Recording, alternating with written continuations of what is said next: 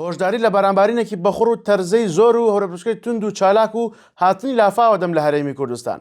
سڵاو لە عزیزان و خۆشەویستانی تۆڕی میدیایی ڤار لە هەر شوێنێک ئەم کاتتان باش بێت. شەپۆلێکی بەهێزی بارانبارینی دەریای سوور و دەریای ناوەڕاست لە ئێوارەی ڕۆژی شەممە 18/4/2026 گاتە هەرێمی کوردستان و بە شێوەی ناوبەناو ئەگەری بارانبارینی سەرتاسەری هەیە هەتاوەکو ئێوارەی ڕۆژی سێشەمە 21/4/2026 لە هەرێمی کوردستان.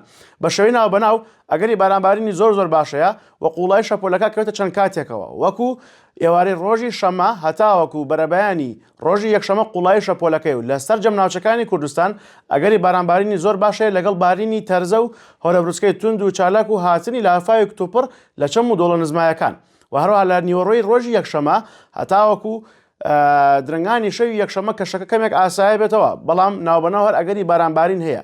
بەڵام لە ڕۆژی دووشەمەوە دووبارە ئەگەری چڕبوونەوەی حاڵەتی کەشوهەوا هەیە لە ناوچەکانی هەرێمی کوردستان، بە تایبەتی لە گەرمیان و کەرکووک و بەشێکی سلێمانی و دەوروبەری پارێزگای هەولێر کە ڕەنگە هەوری بەهێزی سۆپەرسێڵ دروست بێت کە ئەگەری بارانبارینێکی بەهێز هەروەها بارینی تەرزەی زۆر و هەورەبرسکەی زۆر تند و چالاکەیە لەگەڵ هاتنی لافاوێکی زۆر لە چەم و دڵە نزمایەکان و هەروەها لە شوێنە نزمەکانیش ئاستی ئاو بەرز بێتەوە.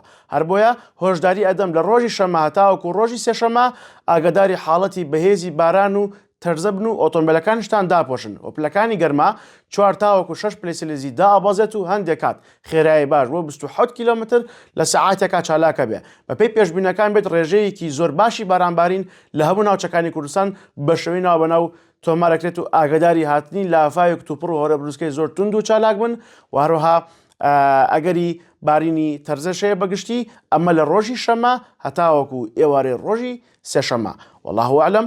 هەر شاد بن و ئەم ڤیدیۆش بنەرە بۆ هاوڕێکەت بۆەوەی کە ئاگادار بێت کە کەشێکی ناسەقامگیر ڕوو لە هەرێمی کوردستانەکات.